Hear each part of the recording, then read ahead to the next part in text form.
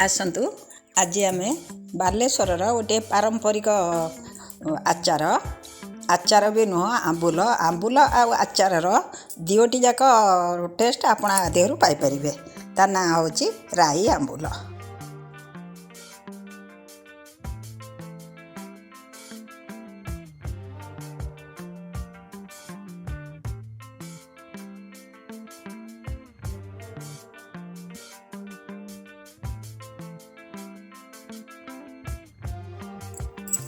एबे देखिबा तापे आमको कौन कौन दरकार। एबे आमर गछरे जो आंब सब हेची टाकुआ किछि हेइनी बा चंचु हेइनी सेई आंब भी हबो, चंचु वाला आंब भी हेइ परिबो। आमे सेई आंबरु 4टी कि 5टी नबा, ताकु प्रथमे भल करी धोई पोछि नबा। पोछि नेला परे आमे ताकु एई भली सरू सरू लंबा लंबा खंड करी काटि नबा। काटि सारला परे आमे ता देरे लूण आउ हळदी गुंड टिके नाली लंका गुंड गोलेई ताकू गोटे दिन खरारे रखिबा। मिसई देवा परे देखंतु केमिति ये सुखिला सुखिला हे गला। सेति पे आमे अल्प तेल 100 ग्राम तेल ताकू गरम करी मु ठंडा कर देइची।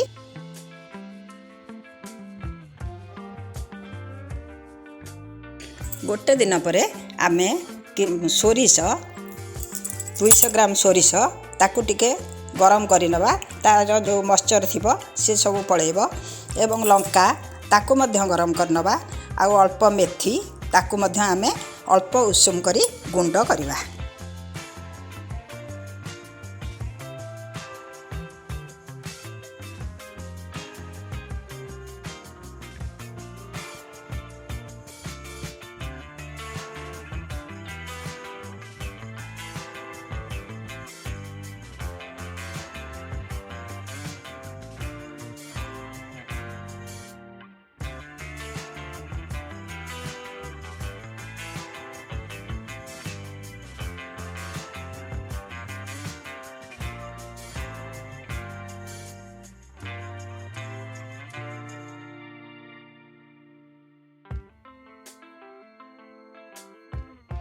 सबु आमे अलग अलग गुंडटी करवा।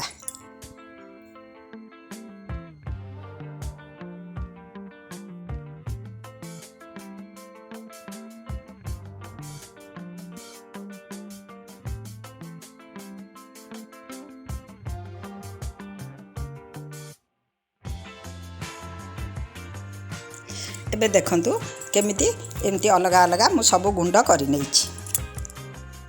सब गुंड कर नेला परे आंबर जो पानीटी बाहरी थिबो आमे सेइथिरे ये गुंड प्रथमे सोरिष गुंड तापरे लंका गुंड मेथी गुंड अल्प टिके हेंगु ता देहरे आमे भल्लो करी मिसेइ दे।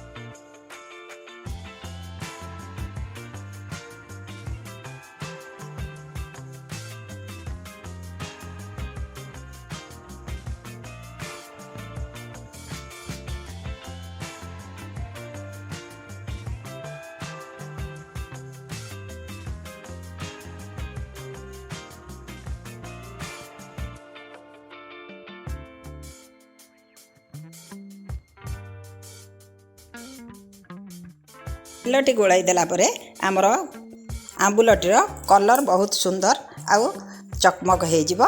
तापरे ताकू आमे बोतल ले पुराई 2 दिन खरारे रखिदेबा।